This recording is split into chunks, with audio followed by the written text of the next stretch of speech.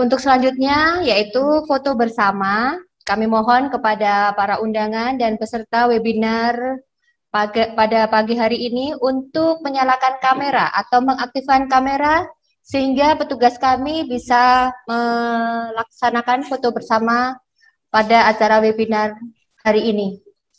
Nyuwun sewu Bapak untuk dihidupkan acara kameranya masing-masing. Nyuwun sewu Ibu untuk bisa Sorry, tadi menyalakan. Ketua saya lagi rapat juga dengan ada Bank Dunia, Ketua. Acara diambil alih oleh Mbak Lala. Silahkan Mbak Lala.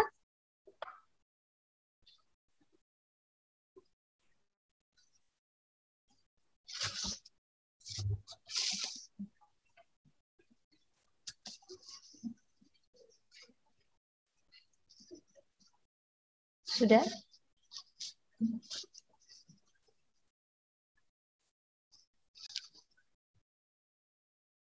Dihitung mulai 3, 2, 1. Oke, kita mulai ya. Saya hitung ya dalam hitungan dimulai dari hitungan ketiga, 2, 1. Saya mulai. 3, 2, 1. Sekali lagi. Untuk seluruhnya saya mulai. 3, 2, 1. Sudah Mbak Lala? Selanjutnya saya mulai. 3, 2, 1. Sudah Mbak Lala? Sebentar. Selanjutnya kita mulai. 3, 2, 1. Sudah? Oke. Kita lanjutkan. Untuk selanjutnya saya mulai. 3, 2, 1. Sudah selanjutnya? Kita mulai. Saya hitung. 3, 2, 1. Jangan lupa senyum ya Bapak Ibu, supaya bagus nanti hasilnya. Jangan merengut, karena pagi hari ini bukan waktunya merengut, tapi untuk bersenang-senang dalam rangka HUT IPAT ya Bapak Ibu. Kalau merengut kayaknya nggak pas deh untuk acara hari ini. Oke, untuk slide selanjutnya kita mulai. Saya hitungan 3, 2, 1. Sudah Mbak Lala? Untuk slide selanjutnya, saya hitung 3, 2, 1. Oke, terima kasih Bapak dan Ibu senyumannya untuk hari ini. Mudah-mudahan senyuman hari ini terabadikan dengan baik pada acara foto bersama pada pagi hari ini. Untuk selanjutnya yaitu acara yang kita tunggu-tunggu, pemaparan materi. Dalam acara ini akan dipandu oleh Bapak Dr. Supriyadi, Sarjana Hukum, Magister Kenotariatan. Beliau adalah Ketua Pengurus Daerah Kabupaten Semarang, Ikatan Pejabat Pembuat Akta Tanah, dan dosen Fakultas Hukum Universitas Semarang. Kepada Bapak Supriyadi dipersilahkan. Monggo Pak. Baik, terima kasih. Assalamualaikum warahmatullahi wabarakatuh. Salam sejahtera bagi kita semua. Om Swastiastu. Yang terhormat Menteri Agraria, dalam hal ini diwakili atau yang diwakili, kemudian Bapak Mursyadi, Sarjana Hukum, Magister Kenotariatan. Terima kasih Bapak sudah meluangkan waktu untuk berbagi ilmunya. Kemudian Bapak Dwi Purnama juga, Sarjana Hukum, Magister Kenotariatan. Terima kasih juga atas ilmu yang sudah disampaikan dalam acara webinar kali ini. Kemudian ada juga narasumber kita, Bapak Komisaris Besar. Ya, dalam hal ini adalah diwakili oleh Ajun Komisaris Besar Polisi Haji Sugeng Yarto SH. Nanti akan menjadi salah satu narasumber yang akan berbagi ilmu pada hari ini. Kemudian yang saya hormati juga Majelis Kehormatan Pusat, yang dalam hari ini juga nanti sebagai narasumber, beliau Bapak Dr. Peter Latumenten, Sarjana Hukum, Magister Hukum. Terima kasih Bapak atas kehadirannya. Dan perlu kami sampaikan bahwa saat ini yang sudah bergabung pada webinar hari ini adalah sudah 734. Alhamdulillah. Dan ini masih bergerak terus. Hal ini karena apa? Karena tema yang kita ambil dan narasumber-narasumber yang kita datangkan itu betul-betul yang luar biasa, spesial. Tema kita adalah perlindungan hukum profesi PPAT dalam menjalankan tugas dan jabatannya. Sebagaimana tadi sampaikan bahwa PPAT itu adalah pejabat umum, tetapi gajinya juga mencari sendiri. Jadi ini yang kadang kita menjadikan PPAT menjadikan bertindak agak ceroboh. Hal inilah kita adakan webinar ini bertujuan bagaimana perlindungan hukumnya, kemudian dari bagaimana sisi hukumnya, kita menghadirkan dua narasumber yang betul-betul berkompeten di bidangnya, dari Polda dan dari Majelis Kehormatan Pusat. Ini adalah dua narasumber yang luar biasa dengan ilmu, dengan pengalaman, dan dengan pola pikir yang begitu luar biasa. Baik para peserta webinar sekalian, yang pertama adalah dari Bapak Dr. Peter Latumenten, Sarjana Hukum, Magister Hukum. Beliau adalah sarjana hukum lulusan Fakultas Hukum Universitas Indonesia tahun 1984. Mungkin ada beberapa PPAT yang belum lahir ya. Kemudian magister hukumnya dia peroleh juga dari Universitas Indonesia tahun 99. Kemudian spesialis kenotariatannya dari Universitas Indonesia juga tahun 90. Doktornya adalah dari Universitas Katolik Parahyangan, Bandung, lulus tahun 2016. Pekerjaan beliau adalah sebagai notaris PPAT Kota Depok, kemudian staf pengajar di Universitas Indonesia, kemudian juga staf pengajar di Universitas Katolik Atmajaya, Jakarta.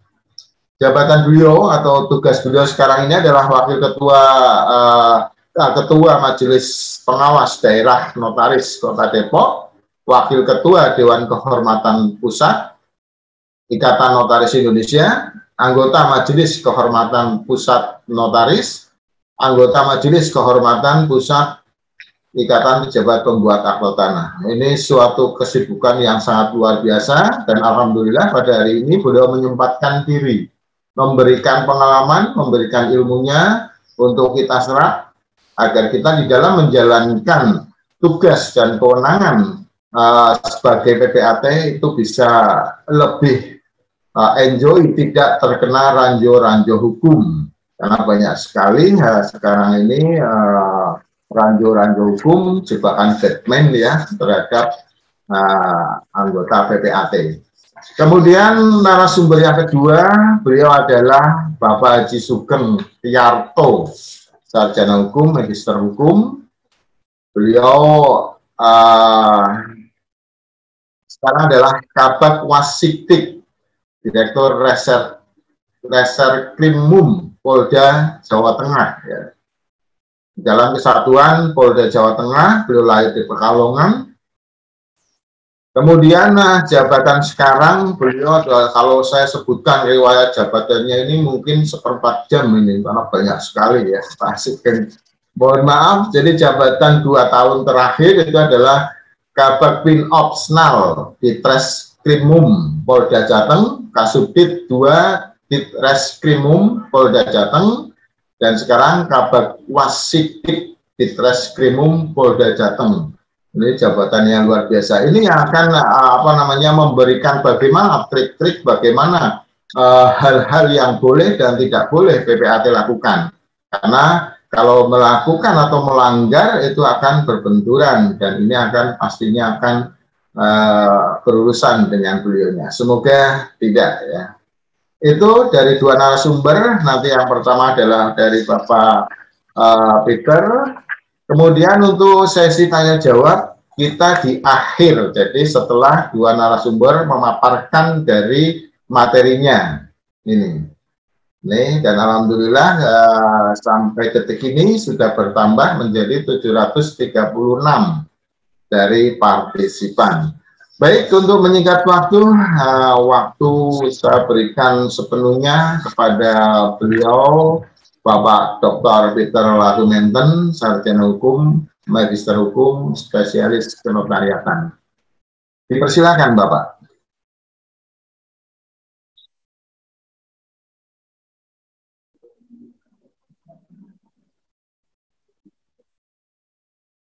Bapak Peter sudah bisa bergabung? Terima kasih, Pak. Tadi masih di unmute, Pak. Halo? Oh iya, mohon maaf Bapak, silakan Bapak. Waktunya 30 menit, tapi materinya sebenarnya ini porsinya buat 5-6 jam ini, ngerti nggak? Ya, karena dinamika, saya kemarin juga memberikan keterangan ahli, ada 3 kasus PPAT yang berkaitan dengan kasus pidana, ngerti nggak? Nah, cuman dengan waktu yang singkat ini saya coba ya, untuk berusaha secepat mungkin gitu. Ya, Assalamualaikum warahmatullahi wabarakatuh, salam sejahtera dan selamat siang bagi kita semua. Yang saya hormati Bapak Musriyadi, SA, MKN, MHUM, ya, Direktur Pengaturan Tanah Komunal, Hubungan Kelembagaan dan PPAT, Kakanwil, Kementerian ATR, BPN Provinsi Jawa Tengah, Bapak Dwi Purnama, SA, MKN, Ketua Umum PPIPAT, Bapak Dr. Hapendi Harap, SH, MH, SPN. Ini luar biasa nih Ketua Umum kita. Nah, dia bilang kalau kita bicara perlindungan, cukup bekerja sesuai dengan aturan dan berdoa. Artinya saya nggak usah ceramah kalau begitu, artinya kan. Nah, ini yang saya mau nanti secara komprehensif ketika kita masukkan. PLH Ketua Pengwil IPAT Provinsi Jawa Tengah, Bapak H. Aris Widi Hidayat, SH, Ditreskrim Polda Jateng, yang dalam halnya diwakili oleh Bapak Sugeng, SH, MH, Bapak Ibu sekalian yang saya banggakan dan hormati. Nah, tema webinar kita hari ini juga menarik ya, perlindungan hukum profesi PPAT dalam menjalankan tugas dan jabatannya. Nanti kalau slide-nya mau di-share screen boleh sama panitia ya. Ini kalau kita bicara perlindungan, oleh karena itu di dalam makalah saya ini, saya coba melakukan pendekatan induktif ya. Saya melihat tipologi ya, pola-pola sengketa hukum. Nah, dengan pola-pola sengketa hukum tanah ini ya, yang berkaitan baik dengan pidana atau non-pidana, ini bisa menjadi pembelajaran ya. Kita bisa mengevaluasi kembali, artinya mengingatkan kembali bagi PPAT supaya dalam menjalankan jabatannya itu dia secara tertib sesuai dengan aturan hukum dan menghindari kasus-kasus yang saya akan uraikan di dalam secara singkat dalam materi webinar kali ini. Nah, tapi untuk itu perlu saya jelaskan dulu ya, kalau kita bicara perlindungan ini saya melihat dari 2 aspek internal dan aspek eksternalnya.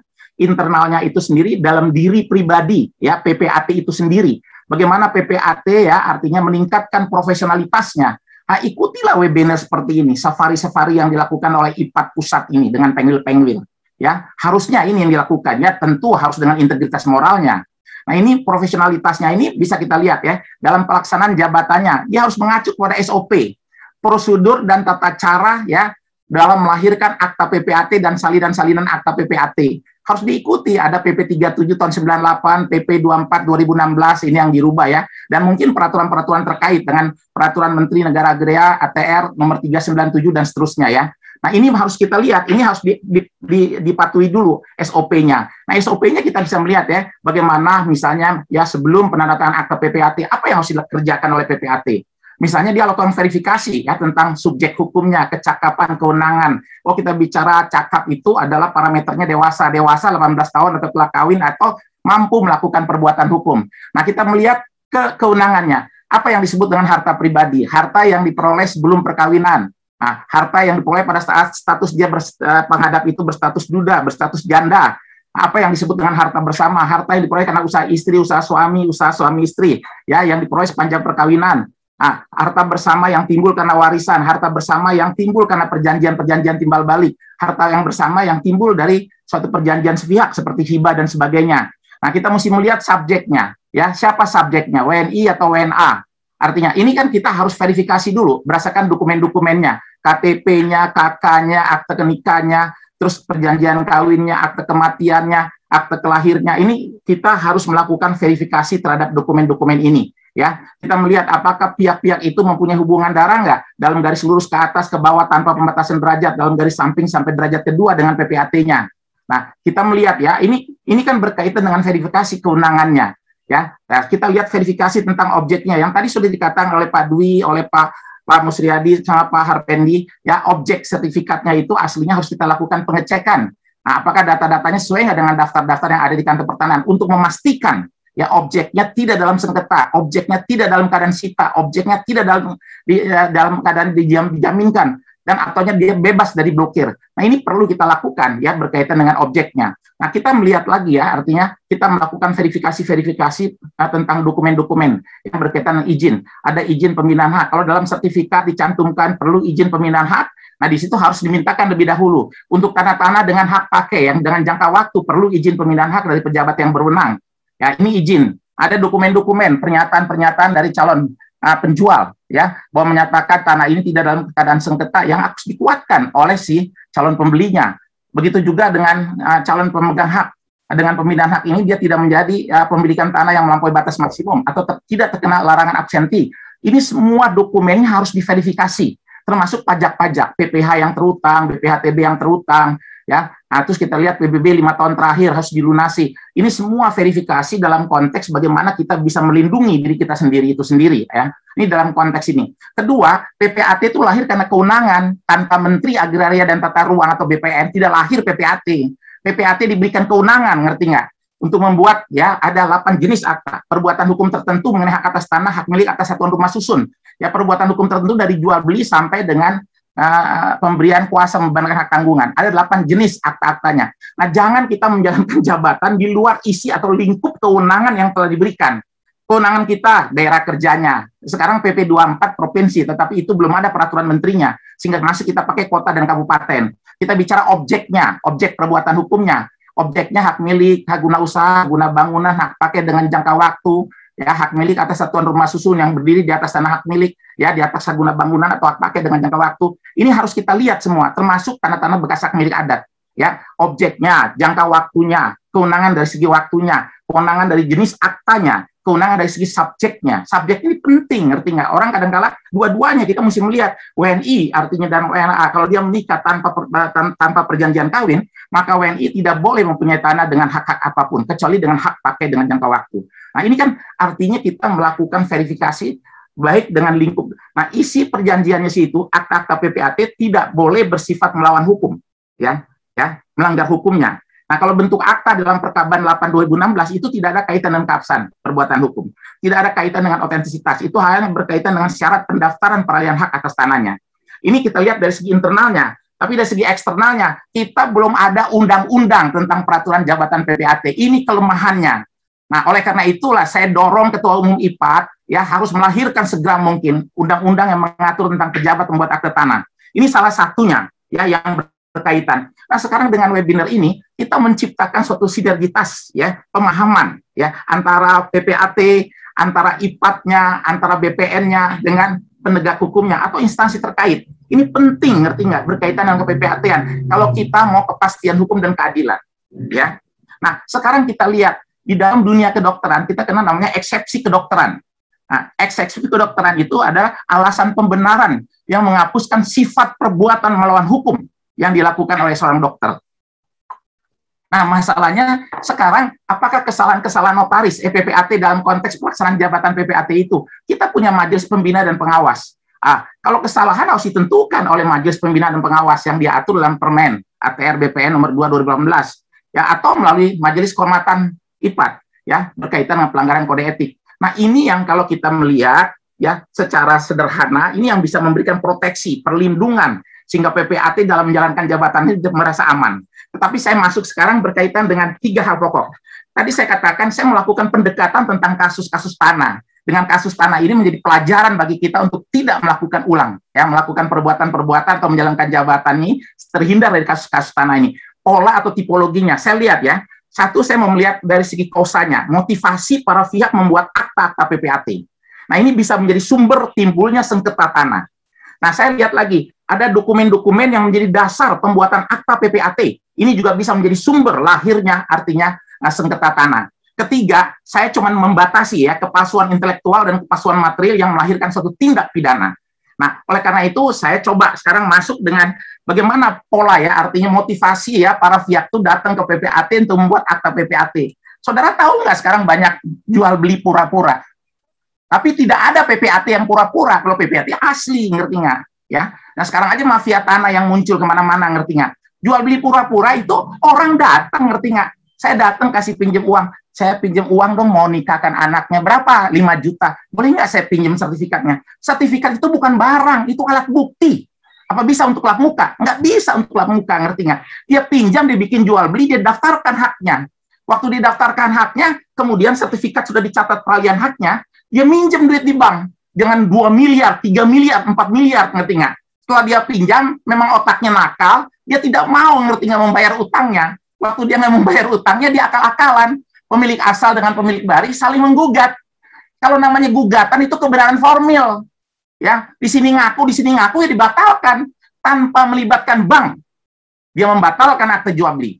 Setelah dia membatalkan akte jual beli, si pemilik baru ini menggugat bank. Hai bank, saya bukan pemilik, ngerti nggak? Oleh karena itu hak tanggungan yang telah dibebani ya untuk jaminan untuk pinjaman saya itu batal demi hukum. Dia gugat ke bank. Bagaimana saudara kalau hakim? Kalau saudara hakim, dia minta membatalkan HT-nya. Kalau saudara misalnya mengatakan HT itu batal, dunia ekonomi kita kolaps se-Indonesia. Tapi hakim tidak begitu pola pikirnya. Muncullah surat edaran Mahkamah Agung nomor 7 tahun 2012. Jadi kalau saudara lihat mafia tanah di mana-mana, itu berkaitan dengan pidana, tidak ada kaitan dengan keabsahan perbuatan hukum itu. Mahkamah Agung menganggap kalau ada jual beli, pembeli yang beretiket baik dilindungi oleh hukum. Kalau si penjual tidak berhak, artinya, maka orang yang merasa dirugikan bisa menggugat penjual yang palsu itu. Begitu juga pemberian hak tanggungan. Pemberi hak tanggungan yang baik, dalam konteks ini mempunyai etiket baik, dilindungi oleh hukum. Oleh karena itu, perbuatan hukumnya tetap sah. Sehingga pihak yang dirugikan bisa menjual kepada, menggugat orang-orang yang palsu itu, yang melakukan jual beli, yang figurnya, bukan pemilik asalnya. Itu bisa dilakukan. Dan dalam kasus ini, HT-nya sah. Luar biasa, ngerti nggak? HT-nya sah, ngerti nggak? Dieksekusi, jalan. Ada sisa eksekusi, disampaikan kepada pemilik asalnya. Itulah pola pikir orang datang ke notaris, tapi dia mau jual beli pura-pura. Apakah saudara tahu dia datang dengan jual beli pura-pura, ngerti nggak?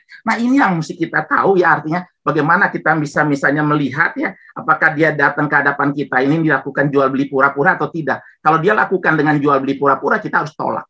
Karena sengketa hukum timbul di kemudian hari, ngerti nggak? Artinya, minjem duit nggak mau bayar, dia gugat secara internal, dia gugat banknya untuk membatalkannya. Ini satu ya, motivasi ya. Saya lihat akta PPAT dalam konteks jual beli dulu. Nanti kita lihatlah SKMHT, APHT kalau ada pertanyaan-pertanyaan berkaitan dengan hal demikian. Sekarang kita lihat ada jual beli. Ini yang kasus tren ya, dengan kosa palsu. Dia datang jual beli, ternyata itu sebenarnya pengakuan hutang. Artinya, tapi pengakuan hutang itu disembunyikan. Tidak diketahui oleh orang lain. Kalau tidak diketahui, apakah pihak ketiga itu artinya mengetahui adanya pengakuan, keadaan yuridis dari pengakuan hutang itu disembunyikan. Mereka menginginkan ini pengakuan hutang, bukan jual beli, ngerti nggak kan? Nah jual belinya itu pernyataan, kehendak dengan pernyataan tidak ada kesesuaian. Kalau saudara baca 1320, kita bicara lahirnya perjanjian harus ada kata sepakat. Sepakat itu ada kehendak dua pihak yang secara timbal balik. Kehendak ini harus diejawantahkan dalam pernyataan. Tapi pernyataan jual beli, kehendaknya disembunyikan, keadaan yuridisnya. Kalau orang sama cewek, dia bercinta, dia cuma di dalam hati aja. Mana tahu tuh cewek itu kita tahu dia bercinta, ngerti nggak? Sama dengan hal ini. Jadi sehingga pihak ketiga yang bertiket baik, pihak ketiga yang tidak mengetahui adanya pengakuan hutang itu. Sama kasusnya terjadi di Jakarta Selatan. Ada orang kuasa jual, tapi kuasa jualnya itu dia buat. Ternyata mereka bilang bukan kuasa jual, ini adalah pinjam-meminjam. Artinya, semua saksi. Tetapi kuasa jual itu kan yang dinyatakan, ngerti nggak? Sehingga pemberi kuasa tidak mau menyerahkan tanahnya. Dihukum penjara, ngerti nggak? Karena di kuasa jual, pihak ketiga tidak mengetahui di belakang itu apakah ada pinjam-meminjam, atau sewa-menyewa, atau pengakuan hutang. Yang dia tahu adalah kuasa jual. Nah, dengan kuasa jual inilah artinya kan dia harus patuh yang berlaku bagi pihak ketiga yang bertiket baik. Sekarang pihak ketiga yang bertiket baik ini bisa berkembang terus ya. Kayak tadi, pemberi hak tanggungan bertiket baik dari mana? dia ini tidak mengetahui bahwa itu jual beli pura-pura. Dia dibangkitkan kalau ada keadaan semu dari pemilik asal. Pemilik asal tanda tangan pun dia percaya. Apa arti tanda tangan? Tulisan dengan tangannya sendiri dari orang yang pandai menulis, ngerti nggak? Ya, yang pandai menulis, dia mengerti akibat hukumnya. Artinya, nah, terus kemudian apa lagi? Dia mendasarkan data-data itu dari sertifikat dan data-data hasil pendaftaran yang sifat publisitas ini. Artinya, nah inilah kemudian akta itu dibuat di hadapan PPAT ya sebagai pejabat publik, sehingga dialah dilindungi oleh hukum. Inilah orang yang baik, ini bank yang mukanya baik lah ibaratnya. Nah orang yang baik ini dalam konstruksi etiket baik dilindungi oleh hukum. Sama dengan jual beli pura-pura. Nah sekarang banyak yang terjadi, ada jual beli dengan harga yang palsu. Dia datang ke PPAT, dia bikin jual beli. Kemudian diikuti lagi dengan perjanjian pengosongan dan ganti rugi. Nah ini kan jadi kacau balau. Tadi kan dia bilang ada dua sisi. Satu di sisi notaris, satu di sisi PPAT karena melekat dalam dirinya. Nah dalam perjanjian pengosongan ganti rugi, penjual wajib menyerahkan dalam waktu 3 bulan. Pada waktu penjual menyerahkan dalam waktu 3 bulan, pembeli wajib membayar ganti rugi. Apakah jual beli? Kan jual beli sifatnya tunai. Jual beli syarat sahnya perjanjian sifat tunai karena Undang-Undang Pokok Agraria dibentuk berdasarkan hukum adat. Tunai kan sudah ada pembayaran lunas, ngerti nggak? Kewajibannya sudah dipenuhi, sudah membayar harga. Sekarang haknya dia untuk minta penyerahan objek bidang tanah itu kepada pembeli. Tapi enggak, dia buat perjanjian ganti rugi. Ganti rugi itu dikenakan terhadap orang yang wan prestasi. Ganti rugi dikenakan terhadap orang yang melakukan perbuatan melawan hukum. Apakah pembeli punya prestasi? Tidak. Kewajibannya sudah dipenuhi, tinggal haknya meminta penyerahan. Dibuatlah perjanjian pengosongan dengan ganti rugi.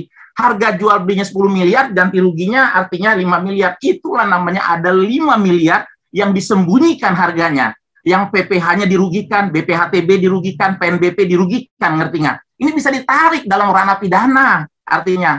Nah, yang begini-begini, semua PPAT ini banyak sekali nih, 700. Saya jarang 700-an, ngerti nggak?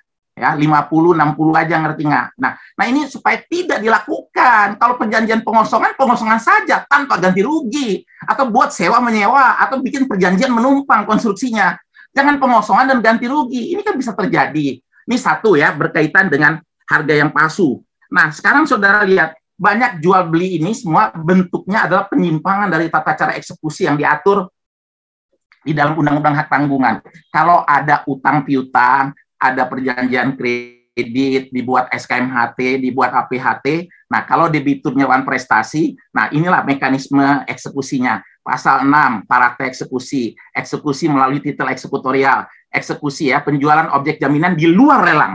Kalau di luar lelang, ini harus mencari harga yang menguntungkan. Caranya bagaimana? Diumumkan dalam 2 surat kabar dalam waktu 1 bulan. Pemberi dan penerima hak tanggungan wajib untuk memberitahukan pihak-pihak yang berkepentingan. Kalau dalam waktu 1 bulan tidak ada yang keberatan, baru bisa dia jual. Ini mekanisme, saya nggak lihat bank ya. Dari sudut bank juga dia bisa membeli. Tapi dalam waktu 1 tahun untuk menjaga likuiditas ya dari sistem keuangannya dia sendiri artinya. Nah, dalam hal ini adalah jual beli. Dia tahu sudah wan prestasi, langsung dia buat jual beli. Ini namanya jual beli di bawah tangan. Artinya jual beli di luar lelang, ngerti nggak? Ini menyimpang dari tata cara eksekusi yang diatur dalam hak tanggungan. Bisa batal nggak? Bisa batal. Ini sengketa hukum lagi, ngerti nggak? Nah, jadi kalau saudara tahu ada jual beli, tapi ini sebenarnya adalah utang piutang, ngerti nggak? Di mana si debitur sudah wan prestasi, jangan mau dibuat begini. Kalau mau buat begini, penuhi dulu pasal 20 ayat 2, 20 ayat 3 Undang-Undang Hak Tanggungan. Penuhi dulu, ngerti nggak? Nah, ini motivasi. Orang membuat perjanjian itu macam-macam artinya. Nah, sekarang saudara lihat ya, ada lagi jual beli diikuti dengan perjanjian untuk membeli kembali. Saudara tahu nggak, ya, kita bicara tentang perjanjian dengan membeli kembali, itu sendiri kan diatur dalam 1519, 1532 Perdata kita. Jadi kalau ada jual beli, di dalamnya ini ada klausul, ya, si pembeli mempunyai hak untuk membeli kembali. Karena itu dulu sejarahnya, dia mau perlu uang, mendesak, nah dia perlu uang, dia belilah jual beli. Dengan hak membeli kembali. Nanti kalau dia punya duit, dia beli kembali. Sekarang tidak dikenal lagi dalam sistem hukum kita. Saya jelaskan dulu. Karena jual beli itu kan adalah syarat sahnya 1320 dan sifat tunai. Ya, itu bertentangan. Ya, kalau jual beli dengan hak membeli kembali. Jual beli dengan hak membeli kembali bentuk penyelundupan hukum. Ini pengakuan hutang dengan jaminan. Oleh karena itu Mahkamah Agung mengatakan batal demi hukum. Batal demi hukum. Nah, sekarang persoalannya, bagaimana kalau ada jual beli, dia buat lagi suatu perjanjian tersendiri. Bukan klausul dalam akte jual belinya, perjanjian tersendiri. dia punya hak untuk membeli kembali. Itu perjanjian yang terpisah. Supaya ini penegak hukum supaya tahu dulu, ngerti nggak? Jadi ini bukan pengakuan hutang, ini perjanjian yang terpisah, ini perdata dua-duanya. Kalau ini dia tidak penuhi, ya on prestasi, ngerti nggak? Bukan klausulnya ini jual beli dengan hak membeli kembali. Kalau jual beli kan tunai, tidak ada klausulnya di dalamnya. Kemudian dia buatlah suatu perjanjian tersendiri. Dalam perjanjian tersendiri ini, dia punya hak mau beli kembali. Itu perjanjian yang berdiri sendiri, perjanjian obligator. Tunduk pada 1320, tunduk pada asas-asas fundamental dalam hukum perjanjian. Asas konsensualisme, kecuali kalau harus dibuat dalam bentuk formil, kekuatan mengikat dan kebebasan berkontrak. Kalau dia tidak lakukan, one prestasi. Nggak ada kaitan dengan jual beli dengan hak membeli kembali. Inilah pola pikirnya, supaya kita punya keseragaman dalam penerapan kasus-kasus yang berkaitan dengan hal ini. Nanti saudara ditarik dengan 378 loh, ngerti nggak? Tindak pidana penipuan, ngerti nggak? Artinya, kalau ada jual beli dengan hak membeli kembali, ini dua hal yang berbeda, ngerti nggak? Nah inilah saya senangnya Pak Ketua Umum nih, apa yang diharap luar biasa. Bikin yang begini, waktunya cukup lama, kita bisa diskusi secara mendalam, setidak-tidaknya semua PPAT mendapatkan masukan. Masukan ini artinya bisa kita menjadi evaluasi, kata kita dalam menjalankan jabatan. Oh yang begini nggak mau, yang begini nggak mau, ini dipaksakan, dia tidak mau artinya. Sekarang juga banyak jual beli sebagai perjanjian nomini. Diikutinlah perjanjian nomini. Artinya si A dengan si B, ya, dia buat akte jual beli.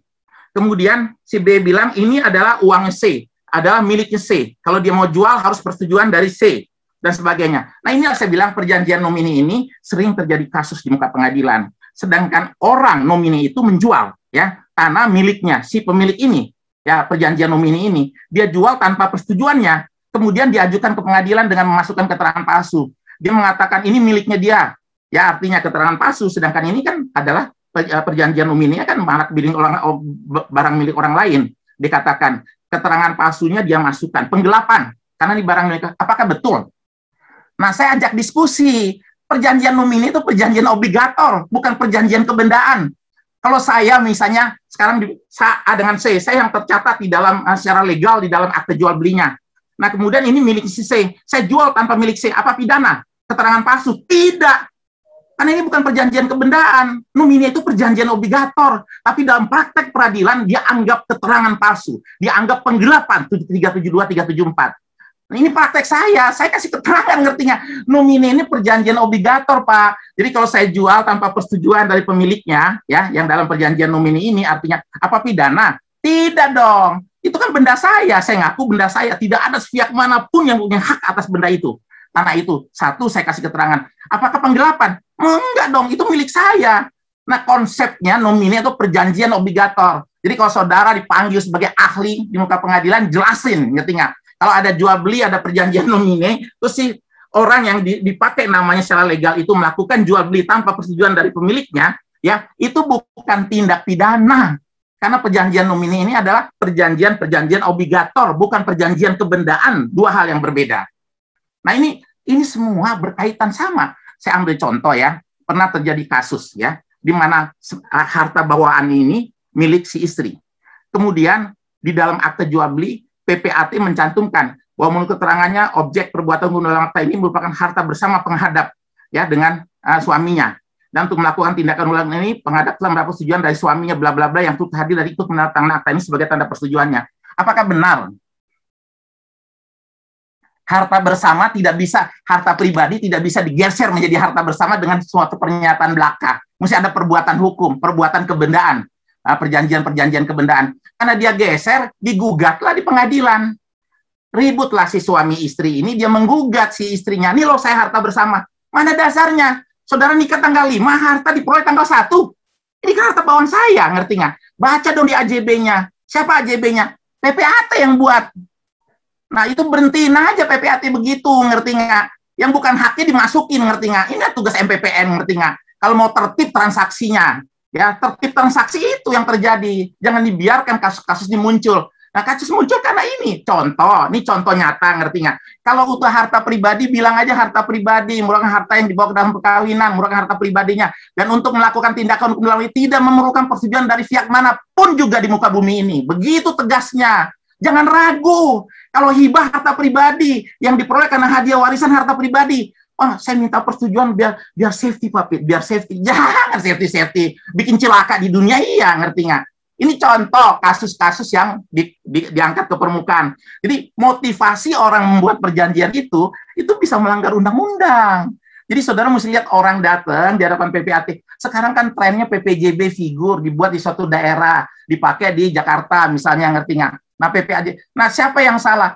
Dua-duanya harus dilihat dalam kacamata yang berbeda. PPJB itu harus dilihat dalam konteks Undang-Undang Jabatan Notarisnya. Kalau PPAT ada PP 37-nya, dua berbeda. Jangan kita salahkan notarisnya, jangan kita salahkan PPAT-nya. Persepsinya mesti berbeda dulu. Kalau PPJB, wajib nggak dia melakukan pengecekan keaslian di kantor pertanahan? Tidak ada satupun undang-undang yang mengharuskan notaris melakukan pengecekan kesesuaian data dalam sertifikat dengan kantor pertanahan. Yang ada PPAT berdasarkan Peraturan Menteri Negara Agraria Kepala BPN nomor 3 tahun 97, ngerti nggak?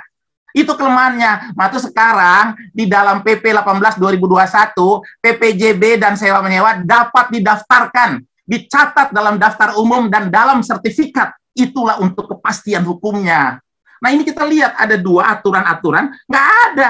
Kalau saya ditanya, wajib nggak notaris melakukan pengecekan sertifikat? Enggak. Melihat asli sertifikatnya wajib pasal 47. Tetapi melakukan pengecekannya tidak, ngerti nggak? Nah, sekarang ada didaftarkan. Didaftarkan ini juga untuk memberikan proteksi, perlindungan terhadap notaris, ya. Kalau ada PPJB, ada sewa menyewa. Nah, sekarang kalau ada PPJB, harganya 10 miliar, baru dibayar 100 juta. Saudara suruh daftarkan. Nanti timbul lagi ketidakpastian. Maka itu saudara-saudara lihat kalau ada PPJB, bikin klausulnya. Jadi pihak pembeli, dia mempunyai hak berwenang juga untuk mendaftarkan PPJB ini di kantor pertanahan setempat. Bila mana harganya telah dibayar lunas sesuai dengan waktu dan tata cara yang diatur dalam PPJB ini. Karena kalau sudah lunas, surat edaran Mahkamah Agung nomor 4 2016 mengatakan peralihan hak demi hukum terjadi berdasarkan PPJB. 1. Jika harganya telah dibayar lunas. 2. Pembeli tidak menguasai fisik tanahnya dengan etiket baik. Sudah beralih. Sebenarnya ada pergeseran dari perjanjian obligator menjadi perjanjian pembendaan. Tapi BPN belum berani mengatakan PPJB ini sebagai dasar untuk mendaftarkan peralihan hak. Berani nggak? Belum berani. Yang berani semua akta-akta PPAT. Ada akta-akta di luar akta PPAT. Risalah lelang, penggabungan, peleburan bisa. Ya, dokumen-dokumen keterangan waris bisa dilakukan. Tapi PPJB sudah diakui oleh Mahkamah Agung. Kalau harganya sudah dibayar lunas, objeknya secara fisik sudah dikuasai dengan etiket baik, maka sudah beralih secara hukum. Cuman untuk pendaftarannya tidak bisa. Jadi mesti dibedakan. Pendaftaran itu sifatnya administratif. Kalau misalnya perbuatan hukumnya itu terpisah. Oleh karena Mahkamah Agung mengatakan jual beli tunai, kontan. Sedangkan pendaftarannya bersifat administratif. Banyak putusannya, putusan Mahkamah 1, 2, 3, SIP tahun 70. Ini banyak putusan-putusan yang mengatakan demikian artinya. Nah ini contoh ya, salah satu misalnya motivasi orang membuat perjanjian itu bisa bertentangan dengan undang-undang. Nah, jadi kalau kita didatengin orang, mesti lihat dulu motivasinya untuk apa.